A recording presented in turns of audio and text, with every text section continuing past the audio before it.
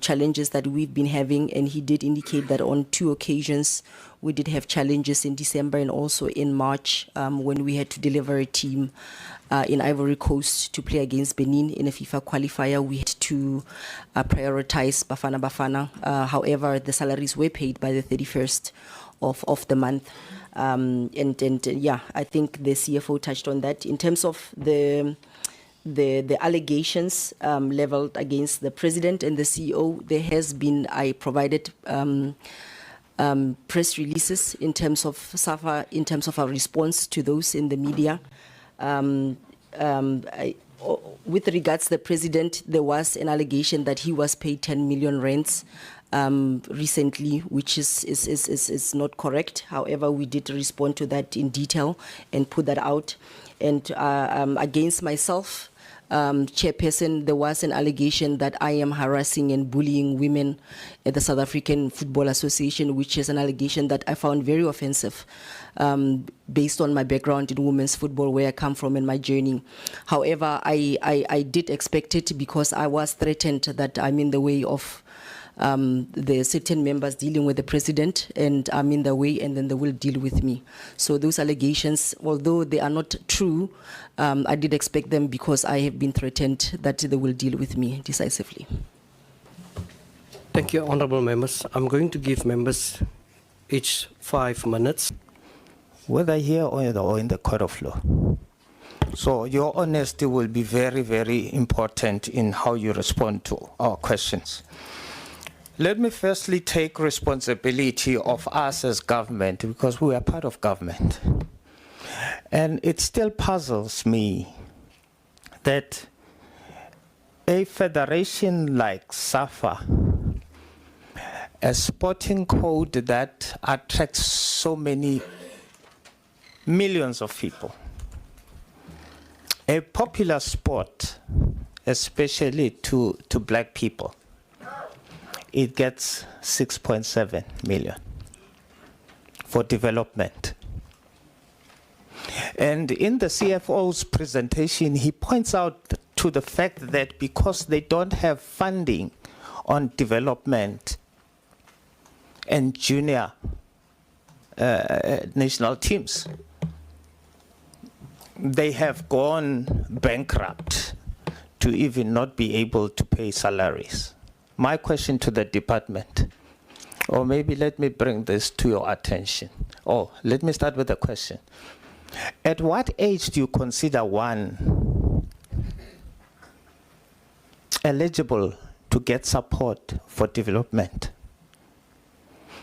I'll tell you why I'm asking this question. When you look at the United States that we see today and marvel about its excellence, whether in movies, arts, sport, they're even willing to give people citizenship. Idris Elba was born in London by parents from Ghana. One parent is from Ghana. The other one is from Sierra Leone. Sierra Leone, yes. He's made a big star today because of America taking him from Africa and giving him the support. But as government, we are willing to pay 80 whatever estimated amount for the VAR. We're talking creation of jobs, we're talking skills development, but we're not willing to invest in these important things. Why? What is the reason for that? I mean, who would doubt SAFA in this country? And we know politically that organizations and sporting codes that are more driven by black people, they suffer in terms of sponsorship. I don't think SARU would be facing the similar situation.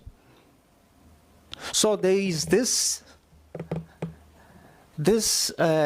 lack of appetite to really do things that we want to do politically, so we're just ticking boxes. At what age? The second one is what? Let me go to the second question to the department. Now you've given 5 million in advance. And you expect SAFA to pay back this money immediately when you avail the 6.7. What is the rationale to that? Now, what's going to happen to the development? Again, the development that you expected to happen with the 6.7, which is mostly around the development of females' participation. Now you have given them money to pay salaries at the risk of compromising the development of participation of ladies or female athletes. What are you saying? Why are you not spreading this 5 million into 5 years in order to allow that particular process of regaining the confidence, of regaining their business back? Let me go to SAFA.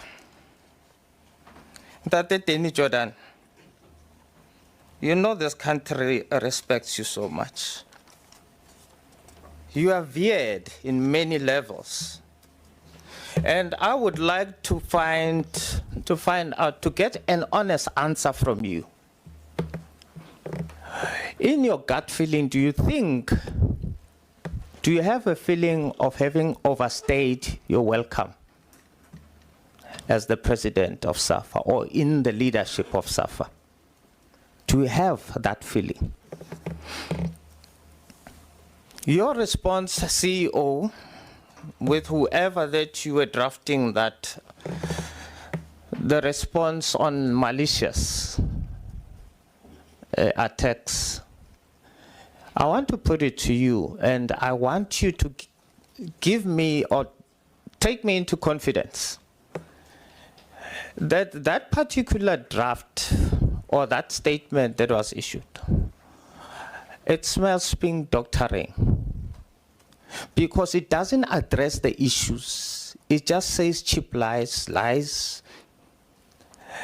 It doesn't give a person who reads that statement the confidence that, no, these indeed may be conspiracies around members, because maybe members don't want certain people to return back. So you speak in your first paragraph, you state that these are cheap slides and what, but especially on the issue of on the issue of meetings not happening, on the issue of lack of consultation by the president, you immediately say that the meetings that would happen is between the president and vice presidents. And you stipulate that those are unconstitutional because there's no structure like that in the rules or in the constitution of the organization, which then you say that very unconstitutional structure, therefore it represents a soundboard for decisions. I disagree with you. There must be, in the rules, there must be a portion that speaks into the meetings. There are certain meetings that are compulsory when it comes to governance. And you can't replace those by saying the president consults the vice president. Do you regard that as consultation? What is the entire board? What is the quorum of that meeting that can influence decisions, serious decisions? What is the quorum on that? If it is president and 2 vice presidents, is that a quorum that can influence decisions? Is there a chaos? President, is there chaos in SAFA? There's no smoke without fire. Why are those who are maliciously saying things about SAFA saying that there's chaos? You say that because of the support for the teams, you haven't been meeting executive, we haven't been having executive meetings. It's in your statement. That's why I'm saying whoever that was drafting that, please reconsider their services. They are not worth paying for. You're saying that you have not held meetings because you are supporting. Your main support goes into teams so that these teams don't miss a particular participation. Now, I want to go back to corporate governance. You spoke about governance, CEO. There are separation of power. Do I have a credit? Thank you, Chair. Yes, SAFA has got credit cards that we use mainly for our teams. So we give them to the team manager if the team is going on camp. That's where we place the money so that the team can meet its requirements, financial requirements. So yes, we have. They are kept in the finance department. When a team goes out, we give it to the team manager. When it comes back, they bring it back with the supporting vouchers for whatever they have spent. Thank you, President. Daar's 'n direkte vraag. Sien jy nog kans om aan te gaan? In any position in a democracy, you cannot give yourself a position. You cannot decide when you stay, when you go. That is the responsibility of our 52 regions, and they will take that decision. It's not for me to say I want to be a president. I never said that to them. They will decide when they want and what the decision that they want to take. Can I just go back to the lady here who asked about the women? It is a fact that women are underrepresented. What we have decided in the next Congress, we have 52 regions. Every region must have at least one woman. And there's one region that had an entire women delegation. I'm saying at the minimum. So you can have two, you can have three, and one region came with 3 women delegates and no men.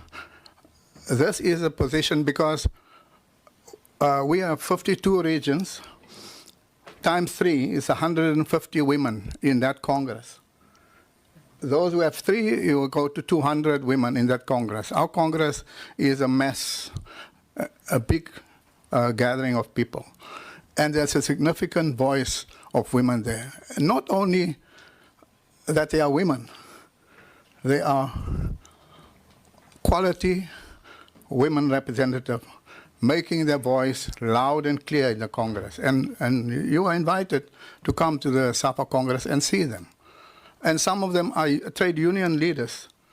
So they are leaders in other fields and not just in football.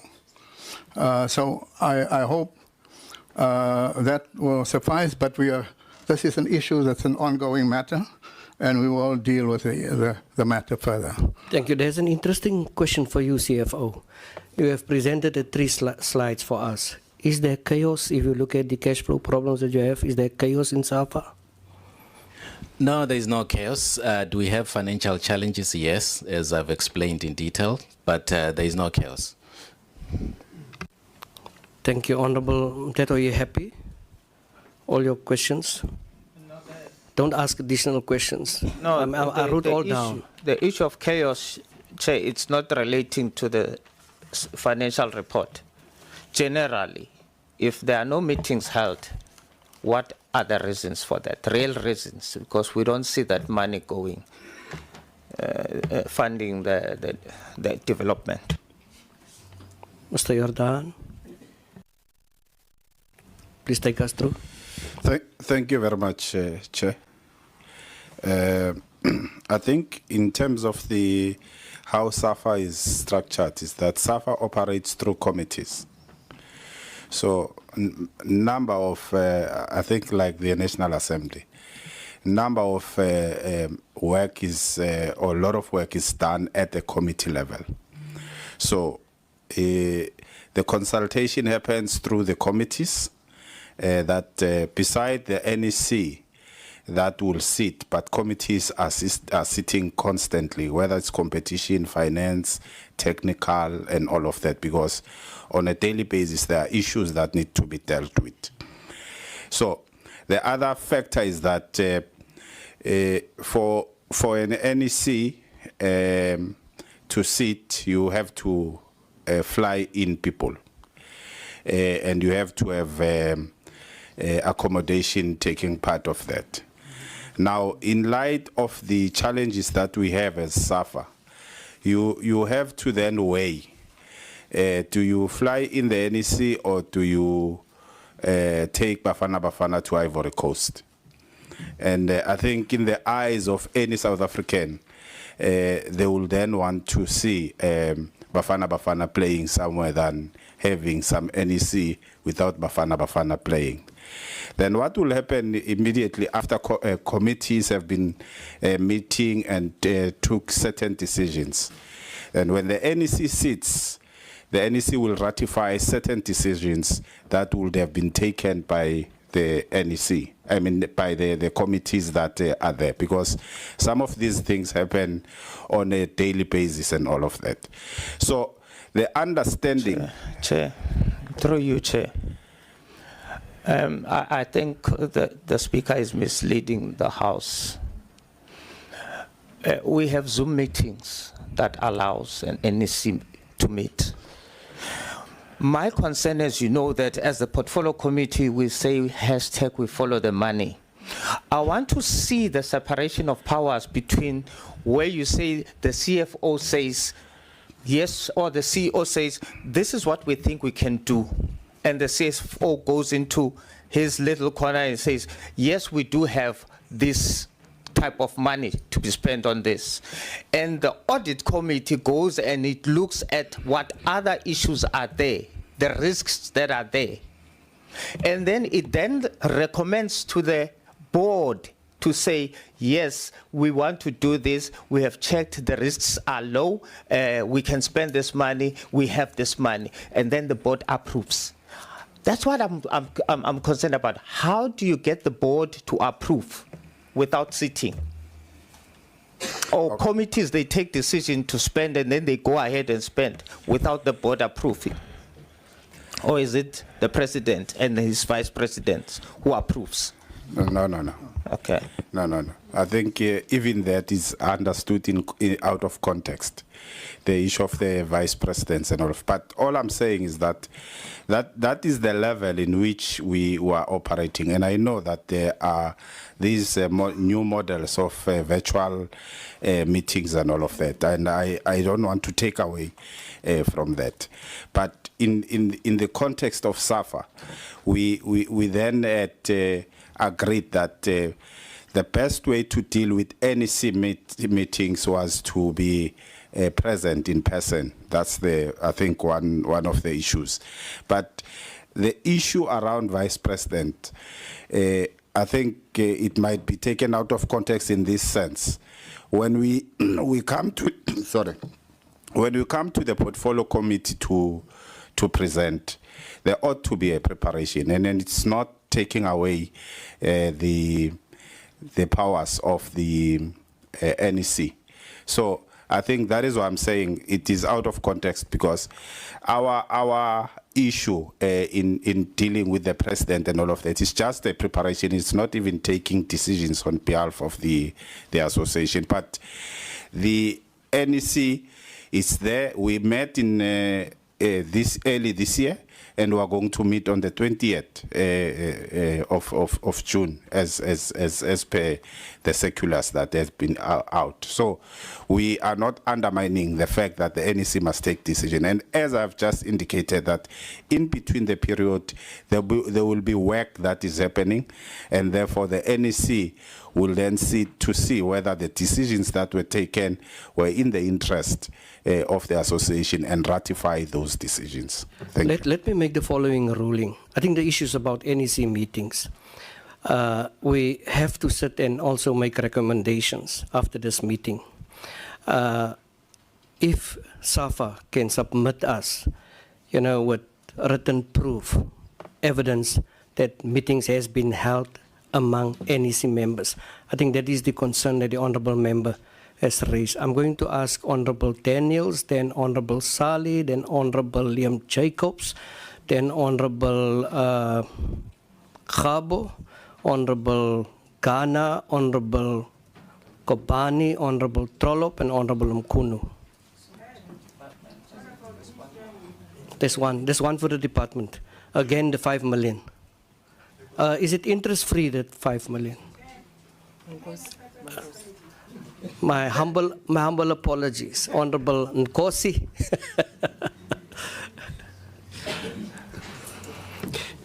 Thank you very much, Chair. The answer is no interest, Chair. Chair, perhaps let me start with that question, Chair. The association will not be required to pay the 5 million back. Give them less. Correct. It's an advance, Chair. So that's just maybe to correct that, yes. It's called rob Peter to pay Paul. Yes. Then to go. I don't know whether you want to add on this. So, Chair, as I was saying, it was paid in lieu of the 25-26 allocations. So hence, we are saying it's an advance. Then, Chair, on.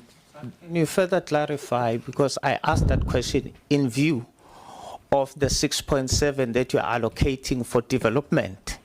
Now, if you are going to take that 5 million out of the 6.7 because it was in advance, they are left with what? 1.7.